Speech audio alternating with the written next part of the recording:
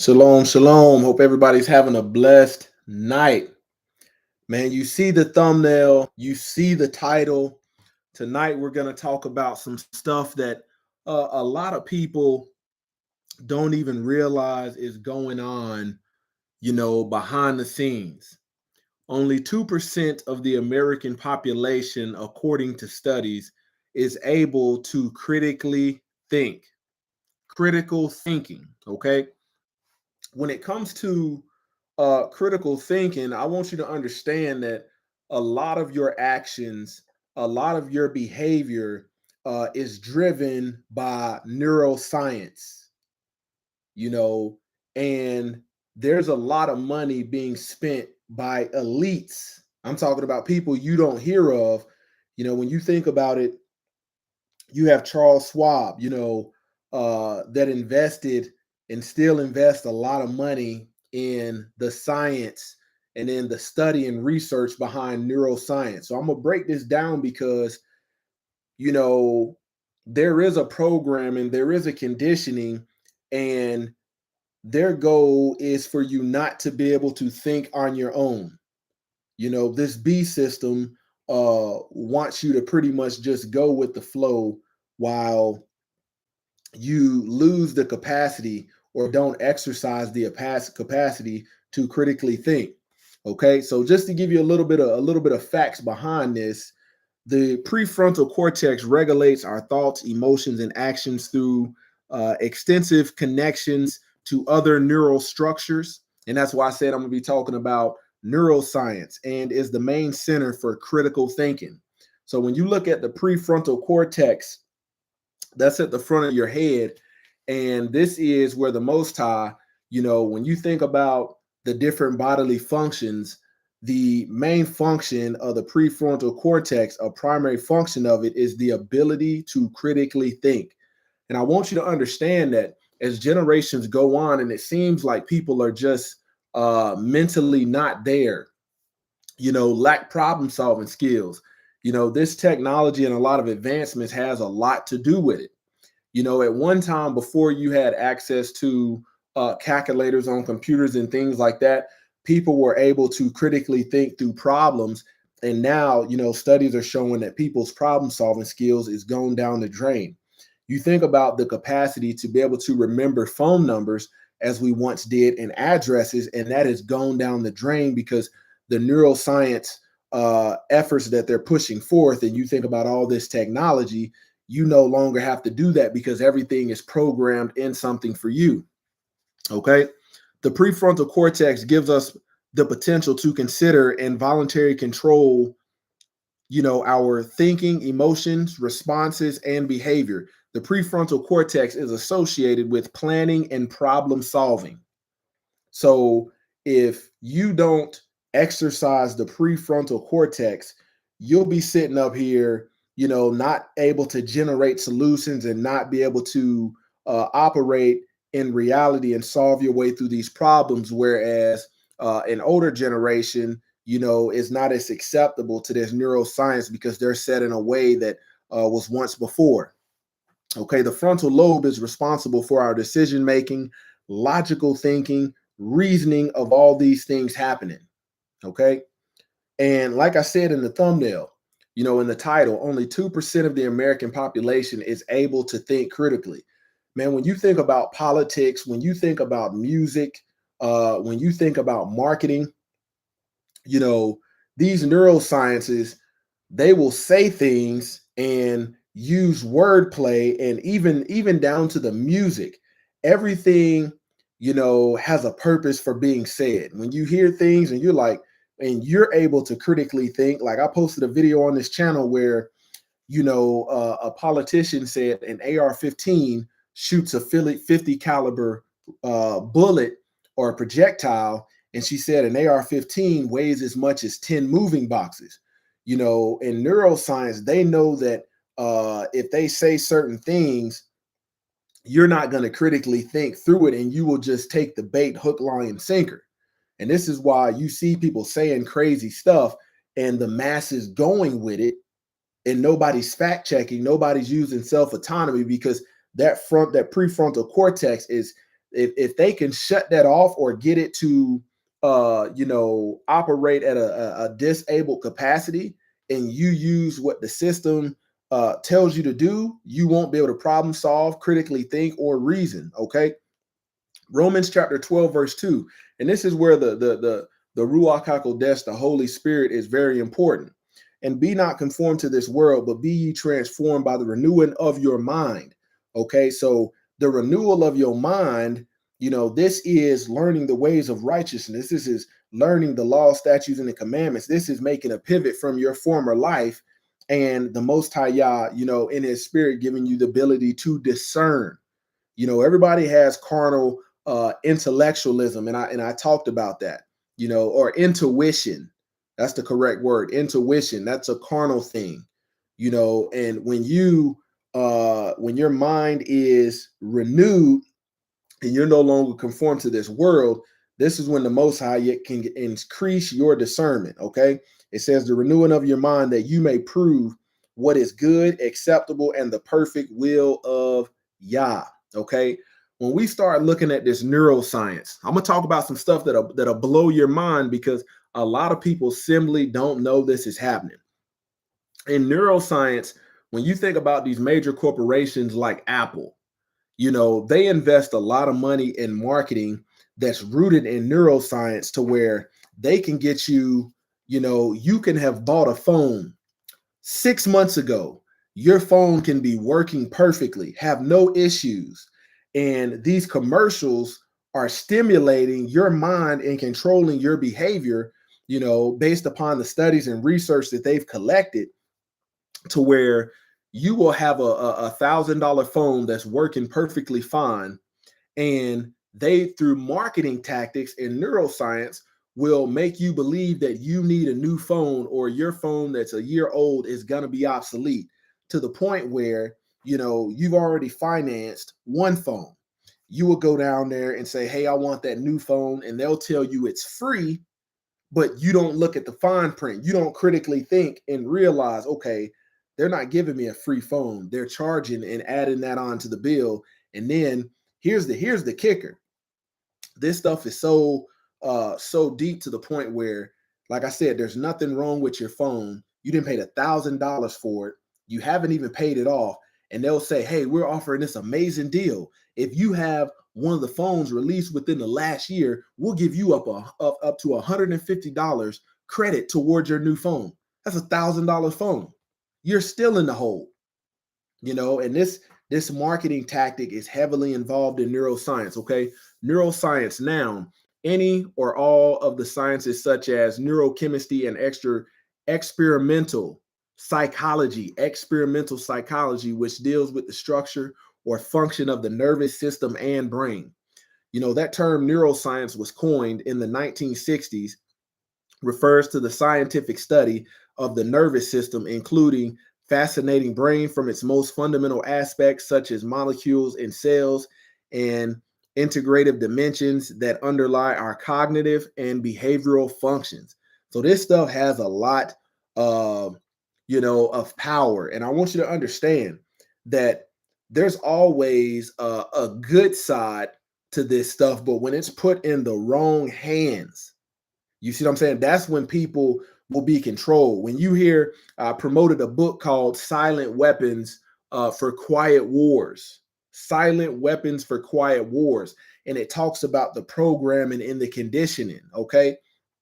A lot of people don't understand how deep this goes, and how a generation was so, the younger generation was so gung-ho for all of this technological advances. And now you have active listening on cell phones. Okay. As voice assistants and some other apps need your microphone to always be on, they record your conversations and calls as well. That being said, companies can record any private information near your phone. And this is out there. There's usually a yellow or an orange dot when you look at iPhones. I encourage you to look at how you can turn that off. But even still, it's still going to actively record, because they're using the conversations, those recorded conversation, and it's feeding the B system, neuroscience data, and then they can figure out, okay, when that person gets on their phone and opens up Safari, the web browser, based upon their conversations, will pop up certain things. So we'll do the thinking for you so you don't research. It's that deep. Even Google is heavily rooted in it, to the point where if your phone has heard you say certain things and it's been in your conversation, when you pull up that Google search browser, if there's anything with a microphone around you, it will simply already have what you've been talking about. As you type whatever you're looking for, it'll redirect you, and it knows that there's a high percentage rate that you can click on what you were talking about, and it'll lead you down another rabbit hole. That's how much control they have in this B system based upon neuroscience. Okay. The yellow dot on your phone is a vital. So we talked about that word vital, meaning critical, informational organ, is a vital privacy indicator. The feature signals you when there is an active microphone activity. Heightened awareness is important to prevent potential issues when your phone's yellow dot malfunctions. It ensures you stay in control of your device privacy and security. So be mindful of that, because you can be riding in your car, listening to the radio and see that dot on, and it's actively listening. It's listening, okay, what are your behavioral patterns? What kind of music do you listen to? When you open up your Apple Music, don't be surprised if you're listening to a certain radio station, now your Apple Music is making suggestions, or your Spotify is making suggestions based upon that. Okay? This stuff goes very deep. Okay. The yellow dot indicates that an app is actively using your iPhone microphone to record audio. Okay. So when we talk about this neuroscience, hey, shalom, my brother, shalom. Glad to know you got a good bill of health. What can neuroscience be applied to? Man, when you think about neuroscience and the evil ways that it can be used, is used to steer the masses. And like I said, only 2% of the American population is able to think critically. Think about that. Let me just break this down from a standpoint of those who are in religion. They know, like the modern day Pharisees, the scientists that's cooking up all this information, they know with fair speech, they can tell you certain things that are unbiblical, and because they make it sound like it's biblical doctrine, you believe it. Here's another one. When you look at religion and the studies and the data behind pushing that agenda, that's tied to neuroscience. When you think about only 2% of the American population can critically think about how many people sit in a Christmas service in church, and the pastor tells them that this is what they're supposed to be doing. It's biblical, but nobody critically thinks to say, hey, how come you cannot show me that book, chapter, and verse? And this is how much, based upon neuroscience, people are very easily deceived. And this is why I encourage people to fact check, book, chapter, and verse that, hey, what you're saying is not what the book actually says. And by you fact checking, you're exercising that prefrontal cortex, that frontal lobe. Okay. Let's see. Neuroscience students can go into a number of career areas, including clinical science. So, biotechnology, artificial intelligence, AI. So you got to think about this. Right now, there's a big push for AI, and it's backed by neuroscience, health science, pharmaceutical industries, teaching, and neuropsychology. So this stuff is rooted in understanding the thought patterns, the behavior patterns of humans. Okay. Another one is politics. Studies offer neurological explanation for how brain bias partisans against new information. So before something gets released, this stuff goes through a bunch of filters and is backed by neuroscience data. People who share a political ideology have more similar neural fingerprints, okay, identification markers of political words, and process new information in similar ways, according to a new analyst led by Brown University researchers. Hey, shalom, brother Adam, shalom. Okay, so even in politics, they know how to get the people swayed by promoting emotional stimuli, provoking and talking to your emotions, your feelings, and certain neurological fingerprints, and they know not to use certain words. This is how they control you. Okay, when you look at music, I've talked about this. The hypnotized minds, and the story of the Pied Piper, how R. Kelly got that name because you would listen to his music and it would make you want to have sex, be sexually immoral. Okay, music, functional neuroimaging studies of music and emotion show that music perception engages emotion related brain networks, and that music can modulate activity in limbic and paralimbic brain structures such as the ambyglia, the NACC, the hypothalamus, the hippocampus, the insula, the cingulate cortex, and the orbitofrontal cortex. So when you think about frequencies and drum patterns and beat patterns and instrument choice, all of that stuff, when you think about if they were to lock you in a room, for a month and let you listening to nothing but Young Jeezy, Gucci Mane, by the time you get out of that room, the percentage increases of your likelihood of wanting to live a street life. This stuff, you got to think, the 2-9 community is very good at funding these low vibrational artists, because somebody that can critically think says, I'm not gonna say that on a record. I'm not going to say that. And they don't want anybody like that. They want somebody naive that will do anything for money. So you get the Sexy Reds, you get the Gucci Mans, you get these people because for money, they will say anything. And there's a lot of talented people out there. For instance, like Hezekiah Yah, who the 2-9s won't issue him a check because that's somebody that's putting a righteous message behind the beat, pretty much reversing what the mainstream is doing. And if they can't steer you to change the message, they don't want you. Okay. Music can affect behavior by being a motivator. So the music you listen to can motivate you to do certain things. A timer, a timer for completing tasks, or a mood enhancer. There's neurological studies that show that when it comes to people commit suicide, it's a certain type of music that they're listening to prior to actually doing it. Okay. It may also impact our shopping habits.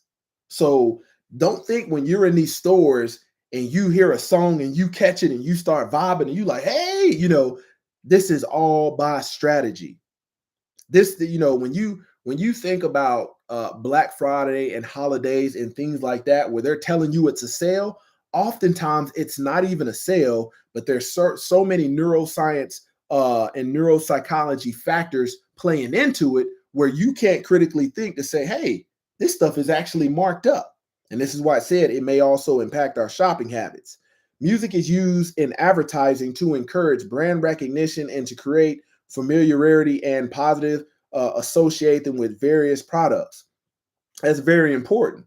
There's studies that when you think about medical band-aids, it is neuroscience data that has, pretty much transpired you to think that the only type of medical band-aid or bandage is a band-aid, when band-aid is an actual brand. So there's so many different marketing tactics, and based upon that, you'll say, well, I need some band-aids. You won't say I need some medical bandage. You won't go in there and be like, I need some Equate medical bandages. No, band-aid. And a lot of this stuff, when you think about jingles, jingles, the industry of making jingles for commercials, is heavily based in neuroscience. Here's another one: banking. Banking is heavily rooted in neuroscience. They have a way of telling you something is an amazing deal, promoting to what are those feel good hormones, and you pretty much are like, oh man, this is a deal. But because your prefrontal cortex is shut off, your mind hasn't been renewed. You don't discern, or your doggone your intuition is basically shut off. Neuroscience tells financial marketers about how to get customers to open a checking account or meet with a financial advisor. Quite a bit actually. Banking and providers can use behavioral science to increase products per household, grow wallet share, and reduce attrition rates by in engineering feelings of loyalty. So when you think about this, oftentimes the bank uses the tactic that they use. Sometimes it can be rooted in the Hegelian dialectic, to where they pretty much create a problem that you're unaware of until you engage in conversations or their marketing strategies, and all of a sudden you will reroute your finances towards this problem that you knew nothing about. And this is how they're going to keep you in bondage and stuff like that. Okay, let's see. Okay, it says, in banking, they try to use neuroscience, to use cognitive programming, and create that rush of feel good dopamine chemicals that get consumers primed to act. So there's certain, like when you think about some of these, the studies and what you have to do in order to be in some of these professions, a lot of it's backed by neuroscience. It's how deep this stuff is. Food industry, this stuff is going to shock you. Neurogastronomy combines neuroscience and gastronomy to study how the brain perceives flavor and makes food choices. So when you look at why certain stuff is addictive and how they can market stuff, and you can know, man, this stuff is going to kill me, and you will still be, it's heavily rooted in neuroscience. Okay. It explores multi-sensory experience of eating, including taste, smell, sight, touch, and even sound, to understand how these senses influence our food preference and dining behavior. Okay. Scientists at the Université de Montréal have unearthed a new method of tasting maple syrup, which they say could be a potential supplementary tool for more accurately categorize other food and beverages. So if you didn't know, Gatorade has created, based upon modern day technology, they've created an artificial tongue. And this tongue, back in the day where you used to have people with cups and different samples of a product to taste test, now they're using artificial intelligence. They're using, this artificial tongue backed by neuroscience to pretty much determine, okay, what does this ethnicity of people, what flavor, how can we market this to this ethnicity group? How can we market this over here to them? How can we brand this to where, it appeals to everybody's taste bud? And this is when you see a lot of these abstract flavors, there's a lot of neuroscience behind it. Okay, let's see. In studies published by Analytical Methods, the researchers detailed how they use artificial tongue with gold taste buds to test maple syrup. The tongue is a caloric metric test that detects changes in color to show how a sample of maple syrup tastes. The result is visible to the naked eye in a matter of seconds. They don't want you to think about this. The artificial tongue is simpler than a human tongue. It can distinguish the complex flavor profiles that we can detect, said UDM chemistry professor Francis Mason, who led the study. Our device works specifically to detect flavor differences in maple syrup as it is being produced. The artificial tongue developed at University of de Montreal, that's what that means, UDEM, could someday be adapted for tasting wine or fruit juice, Mason said, as well as be useful in a number of other agri-food contexts. So a lot of this stuff, you're thinking, okay, they're playing with the food and how can this stuff, a lot of this stuff did not go, human trial. It's once the FDA says, okay, we're going to pretty much back this artificial tongue, this stuff has undergone no human testing. It's all cooked up in a lab. And we saw the other day, Shep was talking about being in Puerto Rico and eating natural bananas versus based upon in the taste, the flavor profile based upon what we eat here. Okay.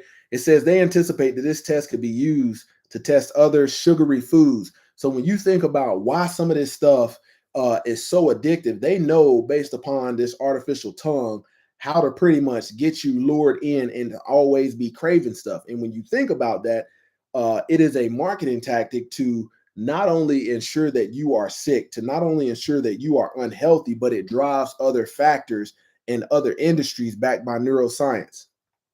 Let's keep going. Okay. It says, such as honey or juices and other products, that the taste profile changes throughout the harvest season.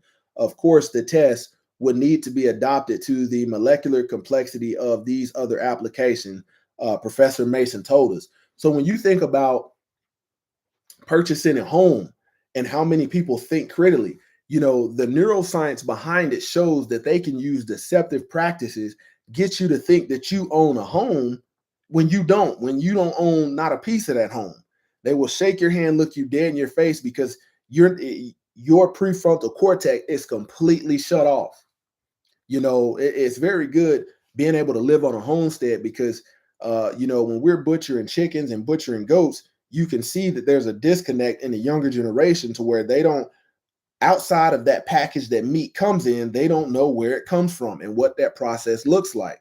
There's a disconnect, and you got to think, they're pushing people. When I talked about urbanization, where there was a big push during the Industrial Revolution to get people from rural areas where they could critically think through problems, to push people to the cities. And this is why you can read, come out from among them, and you can read about how the biblical people believe, but because that prefrontal cortex is shut off, you can't critically think to say, hey, our lifestyle is not lining up with the book. These people can put a pretty much a docile religious spirit on you, to where you do nothing of the book, and you cherry pick, and you violate the very same things that the book is actually telling you to do, to keep the commandments, the laws, and the statutes, and the precepts. All of this stuff is backed by neuroscience. When you think about wars and Hitler and all of these different conflicts and engagements and battles, a lot of this stuff is backed by neuroscience.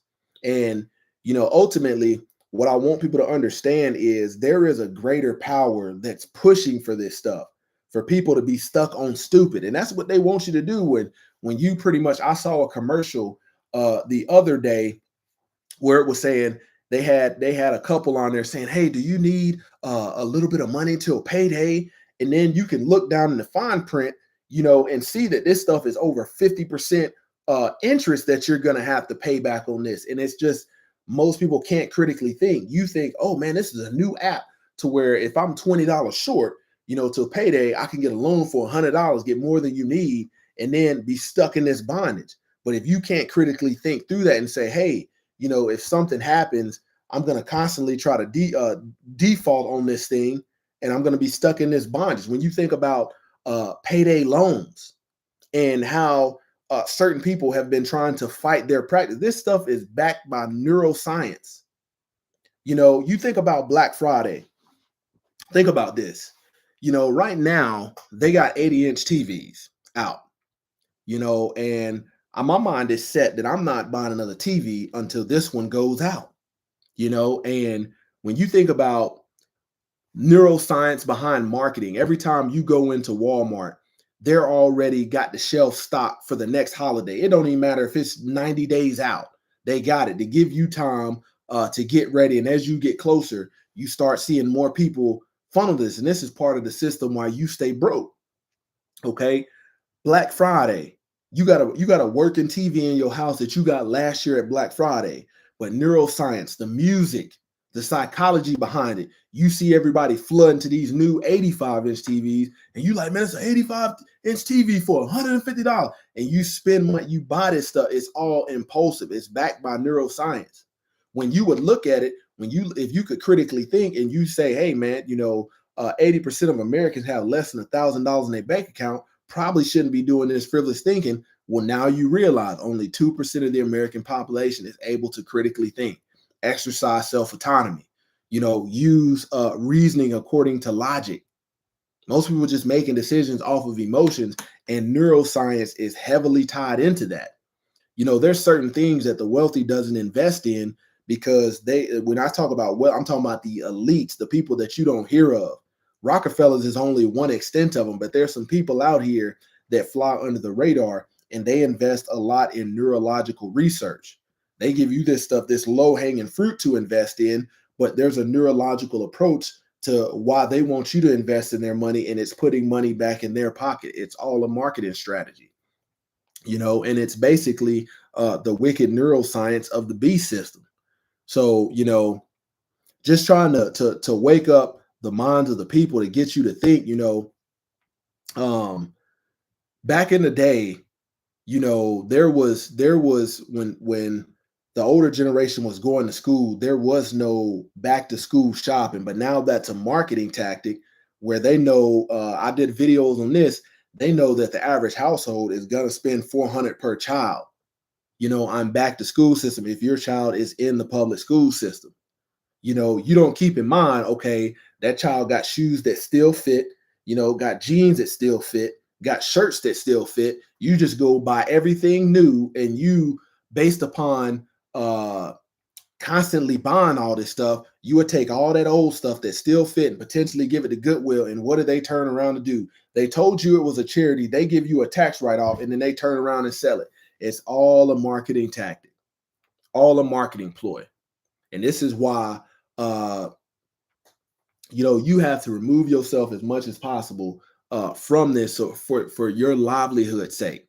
You got to think about how many people are not able to use that prefrontal cortex and pretty much read biblical passages stuck on stupid, never able to reason and say, I'm going to the grocery store to buy this, and this book is telling me to grow it. I'm reading about seeds. Think about this. How many pastors read about seed sowing and planting and all of this, but nothing turns on to think to say, hey, this is not just a parable. You can actually do this. But this stuff is heavily rooted in neuroscience. So I hope I've said something tonight, man, to get your gears going. Let's go to the comments.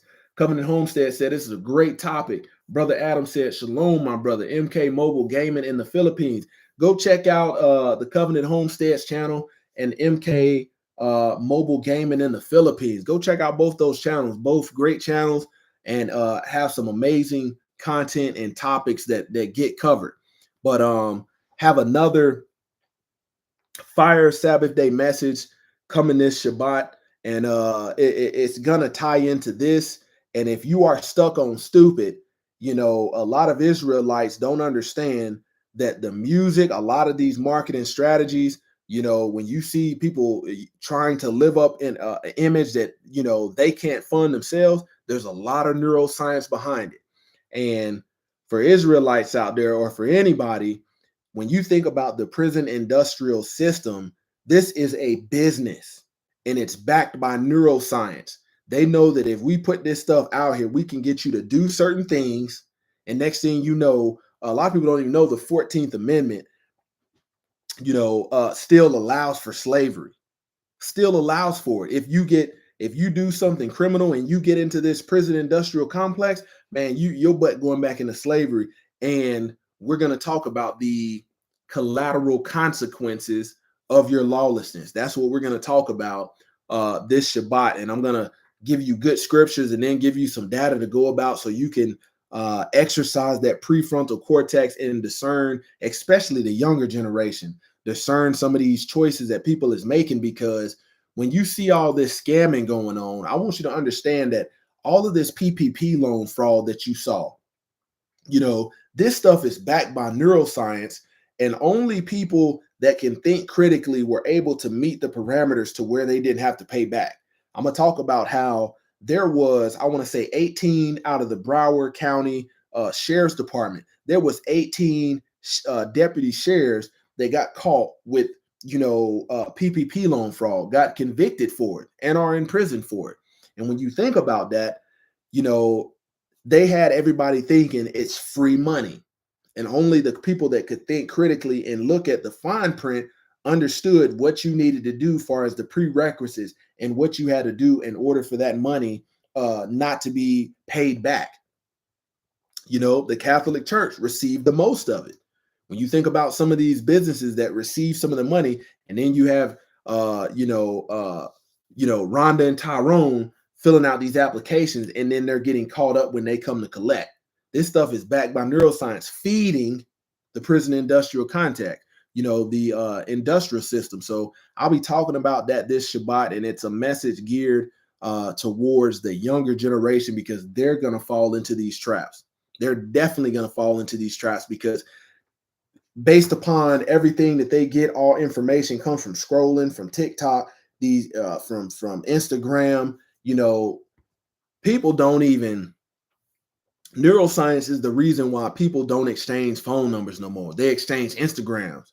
You know, let me give you my Snapchat. You know, that's leading you towards marketing, where back in the day, if you gave somebody your number, you know, they could actually contact you. Now there's a marketing tactic in that, and that's all backed by neuroscience. So I hope you guys have a blessed week. You know, tomorrow is Yom Day 6, getting ready, getting prepared for the Shabbat. And hey, I hope to see you on Saturday at 2 p.m. for the Shabbat message. Closer to Yah Ministries, kicking that thing gun barrel straight.